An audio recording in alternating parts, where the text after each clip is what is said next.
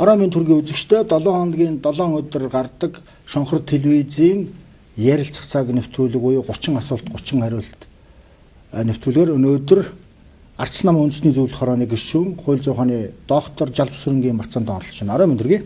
Орон төргий.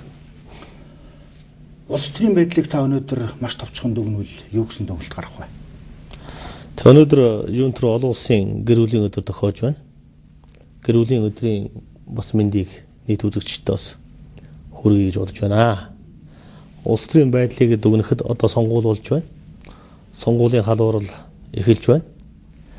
Сонгуул маань бас шударгаар 100% шудраг биш юм аа гэхэд нэг шудрагсны үнэлэмж дээрдсэн байгаас өвлээ гэж хүсэж байна тий. Урд нь 76 лөө өрчин гардаг байсан бол одоо нэг 70 ч юм уу 50 ч юм уу гаргасаа гэж. Юу ойлгож болох вэ? 100% шудраг болох нь юу л бол. Гэхдээ харьцангуй шудраг болох уу гэж бодож байна. Ягаад тэгэхээр тооллогын механизм, хяналтын механизм нь өмнөх сонгуулиудаас арай илүү дээшсэн байх гэж би найдаж байгаа. Ялангуяа бүртгэлийн системийн асуудал дээр иргэний бүртгэлийн ерөнхий газар сонгогчдын нэрсийн жагсаалтыг гаргаж байгаа шүү дээ тий. Иргэний бүртгэлээс гарч байгаа сонгогчдын нэрсийн жагсаалт одоо баталгаатай үнэн зөв байна. Ямар нэгэн нас орсон улсууд гэдэг юм уу Монголд байхгүй улсууд иргэний үнэлгийг ашиглах байх гэсэн ийм боломж хэр хаажчихсан бэ? За тэгээд манай нөхдүүдийн хуучин нөгөө сурсан зан сураар боож болохгүй гэж нөгөө хуучны хулгай хийдэг зан хуудлын урамгийн юм байх л байх. Манай нөхдүүд маань нөгөө эрх баригч намын нөхдүүдийг ярьж байна л да.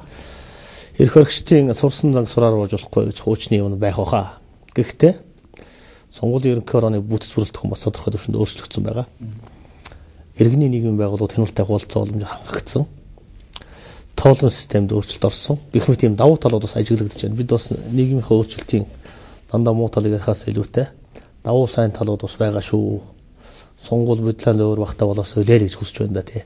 Бид ч бас ажиглалтын механизмыг ажиглагчдыг бас ажилуулах талаар ажиллаж байна. 2005 оны 2 сарын 3-ны өдрөөс эхлээд иргэний хөдөлгөөнүүд тэмцээд эхэлж байсан. 8 жил тэмцсэний үр дүнг та маш товчоор хэлэхэд явуулав.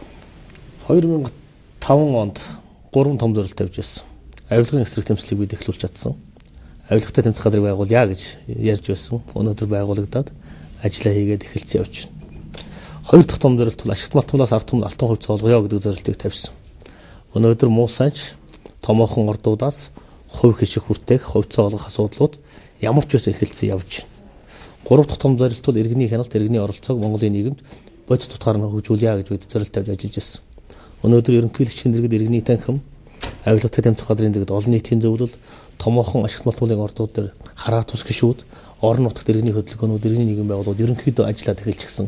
Иргэний хяналтын тогтолцоо ер нь төлөвшөж байгаа шүү. Би үл юм явж яах гэж харж байгаа. Би шинэ ойлгохтой ингэж энэ иргэний хяналтын тогтолцоо гэдэг тэр шинэ иргэний танхимд ямар хүмүүс орж сууж байгааг нар чихэн ордгоо өрлөө өгдөг. Би анхны удаа ороод нэлээд ерөнхийлөгч шүүмжлэлтэй хандсан үг хэлсэн түүнээс хойш намайг урахаа болцсон шүү дээ. Нам дагсан таньшиг хүнийг юм айдууд дугай зөөлөн байгаа улсуудыг оруулна. Шударга намайг хэлчихээр оруулахаа болчдөг юм байл. Янз бүрийн алдаан оноо бол байгаа хаа. Гэхдээ гудамжинд дуугардаг байсан иргэний нийгэм байгууллагууд үе парламентын ордон дотор ерөнхийлөгчийн дэргэд очиод иргэний танхимд дуу хоолойгоо тодорхой хуулийн төслүүдээр хүргэх бололцоо боломж нэгцээ. Би бас өндөх баяртай баа. Мэдээж хоёр талаас нь харна. Мэдээж иргэний танхим бол өөрөө бас ерөнхийлөгчийн тогтоол захирамжаар байгуулагдсан учраас нарийн зохицуулалт байгаа. Ерөнхийлөгчийн тамгын газрын харьяанд хамаардаг зүйл шүү дээ. Би ч гэсэн амьдралдаа 3 удаа орж үзсэн. Тэгэхээр алдаа бол байгаа бох. Тэрийг засаа сайжруулж явах болцоо боломж би гэж би харж байгаа тийм. Өнөөдөр сони хэвлэлэрч гарсан өцөгдөр экс ерөнхийлөгч сулдагдчихлаа. За энэ асуудлыг сони хэвлэлээр мэдээллийн хэрэгслэр янз бүрийн өнцгөөс бичиж байгаа. Суулгах нь зөв буруу янз бүрээр бичиж байгаа л да.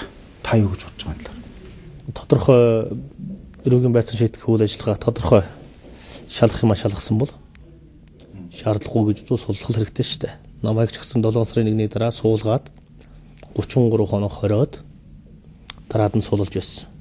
Жил 6 сарын дараа миний надтай холбоотой асуудал хэрэгсэхгүй болж байсан. Тэгэхээр эрүүгийн процессын хуулийг хэрэгжүүлэхдээ жоохон алдаа гаргасан байж магадгүй цагдаагийн байгууллага. Гэхдээ иргэн инх хуурч бай.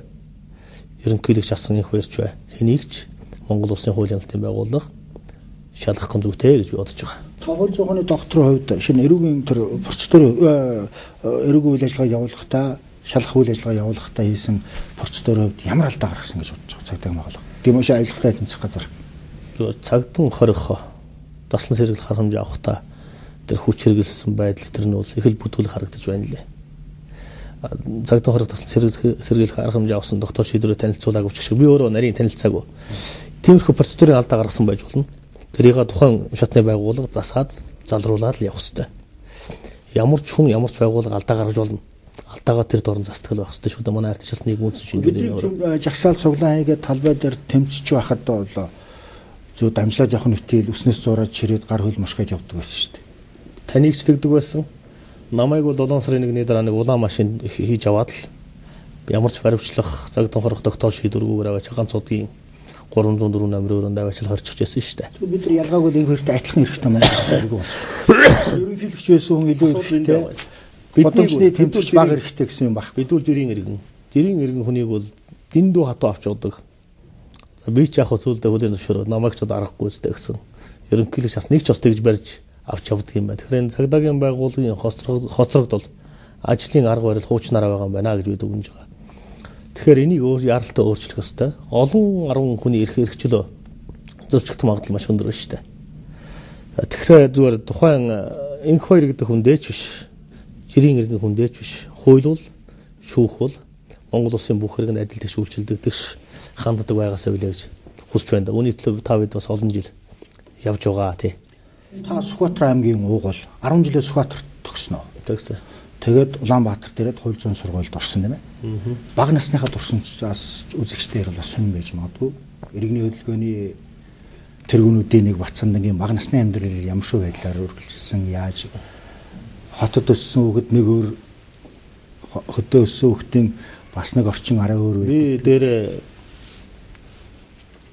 гэр бүл ер нь аруулаа штэ. Хамгийн бах уу. Аавыгаа 50 настай байхад төрсэн хүүхэд намайг 1-р ангид ороход аав маань 58 хүрсэн дэтгэврт гарчихсан өвгөн байсан. Би нэг дэтгэврийн өвгөний л хүүхэд юм байгаа шүү дээ. Аав ээж хоёр маань дэтгэвртээ гараад шууд мал дээр гарсан. Адуу мал хариулж гар хөлтөнд зарагдаж ингэж л өссөн.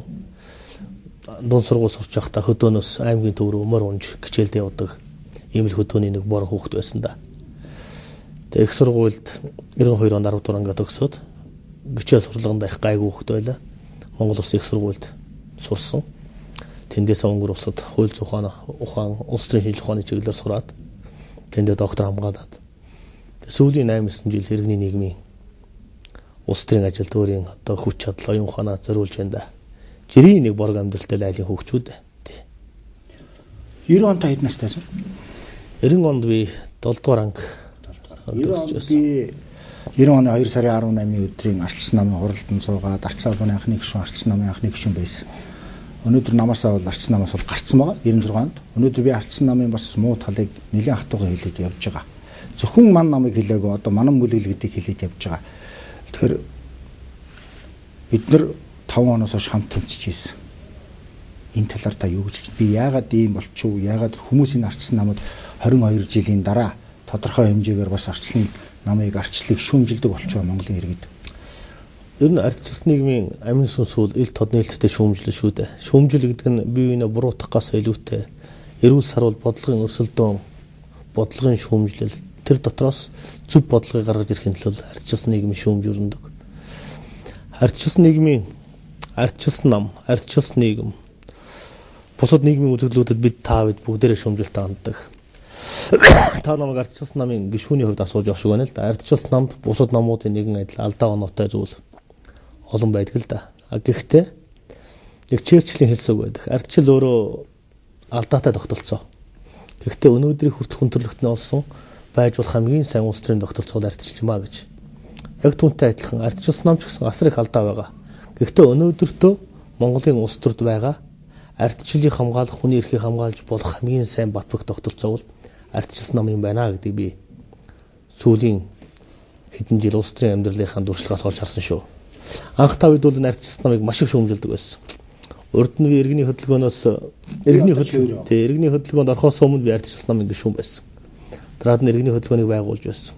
7 сарын 1-нд Монголын ардчилд аюул учирсны дараа бивэл нэг л шийдвэр гаргасан. Ардчилсан намтай хүчээ нэгтгэхгүйгээр Монголын ардчилдыг бид хамгаалж чадахгүй юм байна гэдэг шийдвэр гаргаад ардчилсан нам руу орох шийдвэр тухайн үед гаргаж байсан да. Яг таныг ардчилсан намыг одоо шинэ хамгаалж байгаа хүмүүс янз бүрээр хэлдэг, сайт дээр бичсэн байдаг.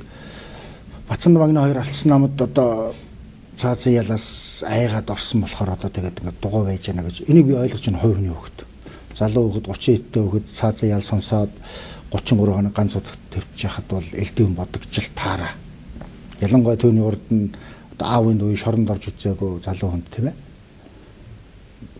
Нэгэнт одоо цаазын ял гэдэг нь байхгүй бол тэр өршөгцсөн тийм ээ албасаар. Цагаатсан буцаад намаасаа гарч яагаад болдгоо. Дагаад гудамжинд гараа тэмчиж яагаад болохгүй байна. Бид нэгэд л орцсон бол одоо гарахад хэцүү гэж үзэж байна уу? 7 сарын 1 гэж Монголын ардчлалд хүний эрхэнд маш том аюул учирсан. Тэр түүхэн үйл явцаас үед сургамж авах ёстой гэж шаардж байна. Монголд ардчлалыг хамгаалдаг, хүний эрхийн талд зогсдог хүчирхэг улс төрийн хүчин зайлшгүй байх ёстой юм байна. Нэгдмэл зохион байгуулалттай. Тэр тийм улс төрийн хүчнийг та бид одоо байгуулад бид хийх гэж оролцсон. Иргэний нийгмээр хийх гэж оролцсон. Иргэний хөдөлгөөний намаар хийх гэж оролцсон. Дор хаяж 20 жил хэрэгтэй юм байна. Өндөр хүчрэхгүй байгаа. Хүчрэхгүй байгаа юм. Бүтцээ хийж чадахгүй байгаа юм. Зүр дээгүүрээ үлүүд хөөсрүүлээд бол чадаад байгаа шүү дээ. Ардчилсан нам бол муу сайн ч гэсэн бүх аймагт, бүх дүүрэгт, бүх суманд бүтцтэй ардчил хүний эрхийг хамгаалж чадах хүссэн үсэг муу нэртэйч байж болно. Ийм том бүтц байна. 20 жилийн манай магадгүй Монголын ардчлалын хамгийн том ололт нь муу нэртэй ардчилсан нам байж бас магадгүй шүү. Ардчилсан намыг дуртай үед бид нар шүүмжилж чаддаг. Гэхдээ энэ намын бас сайн талыг бас олж хараасаа үлээ гэж би бас хүсэж байгаа юм. Та ардчилсан намд орснороо юу гэдгийг өөрийн үзэл бодлоо өчөөхөн жоохон ч гэсэн намын бодолд оруулж чадчихэв нөө. Жишээ нь би хувийн үед бодож л да ардчилсан намын одоо тэр том лидерүүд гэдэг юм уу, лойдерч гэдэг юм уу, олигархууд бол өөрсдөө чи харьцуулахад мөнгө төгрөгөөр бол харьцангуй их харьцуулшгүй ойлгомжтой. Тэгэхээр тэр нөхдүүд өөрийн чинь үгийг үндэсний зөвлөлт хорооны хурал дээр сонсдог юм. Шинэ саяын сүүлд болсны Сэризээ гарсан үндэсний зөвлөлт хорооны хурал дээр би өөрийн чинь гайсуу сайн санахгүй. Тэгэхээр тийм одоо хурал болоход тэр нам дотроо байгаа харьцангуй шудраг гишүүдийн үгийг ардчилсан намын удирдлага хүлээж аваад намын мөрийн хөтөлбөртөө оруулдаг ч юм уу намын бодлоготоо оруулах тийм боломж үнэхээр байгаа юу? Би хувийн хувьд нь огт байхгүй зүйл гэж бодож байгаа. Ардчилсан намыг би анхандаа их хэцүү бүтц. Ялангуяа залуу хүний үгийг сонсдгоо хэдхэн хүний нөлөөнд байдаг, хараанд байдаг нам юм гэж би буруу ойлголттой байсан. Харин ч ардчилсан намд орсноор өнөөдөр ардчилсан намын залуучуудын том фракц байгаа. Нэг ардчил фракц, нэг ардчил холбоо гэж. Тэр холбооны бодлого тодорхойлох байгууллагт миний үе ажиллаж байгаа. Залуучуудын том байгууллага. Тэгэхээр залуучуудыг сонсдгоо ардчилсан нам залуучуудаа дардаг гэдэг үг бас худлаа юм байна. Өнөөдөр манай бүлгээс, манай фракцаас хэд 10 гаруй залуучууд улсын хуралд, нийслэлийн иргэдийн хуралд нэр дэвшгээр үндсэндээ бэлтгэд хангаад байж байна. 30 орчим насны олон залуучууд ардчилсан нам аймаг дүүргийн намын хорооны даргаыг хийж байна. Тэгэхээр цэвэр хувь хүний дэвшээр хатуужил тэмцэх чанар дээр л суурилсан нам юм байна гэж ойлгож байгаа. Бацамдан ардчилсан намд орсноор дарагдж чад дууга хураалгах чад байгаа юм ерөөсөө байхгүй. Асар их боломж байгаа ардчилсан намд. Мэдээж 20 жил явсан, 30 жил энэ намын төлөө зүтгэсэн Ахмад Буурлуудын үгийг бол сонсноо. Намын дүрмийг бол бид дагаж ажилланаа. Ер нь нам гэдэг бол дүрмийн хүрээнд хязгаарлагдмал орчинд ажиллахыг хэлээд байгаа шүү дээ. Та бидний нөгөө иргэний нийгэм, иргэний хөдөлгөөний үеийн задгай тоглолт бол намд байхгүй. Бид намын гишүүн болсон бол намын дүрмийн хүрээнд л тоглох хэрэгтэй. Өөр хэлбэрээр бид бодлого тодорхойлох хэрэгтэй. Тэр төвчнөр явах хэрэгтэй. Та одоо юу гэдэг нь сайн бичигдээд байгаа ард түмний яриад байдаг шиг нөгөө манан бүлэглэлийн гишүүн болсон гэдгийг хүлээн зөвшөөрөх үү? Ардчилсан нам өөрөө их олон өнгөтэй л доо. Манан бүлэглэлийг зад шүүмжилдэг хэсэг бүлэглүүд ч байна. Манантай бас эвлэрч авдаг нэг хэсэг ч байна. Ардчилсан нам бол том намаа. Ардчилсан намыг нэг өнгөөр будаж болохгүй юм байна гэдгийг би ойлгосон. Би өөрийгөө манангаас их хол хүн гэж ойлгож байгаа шүү.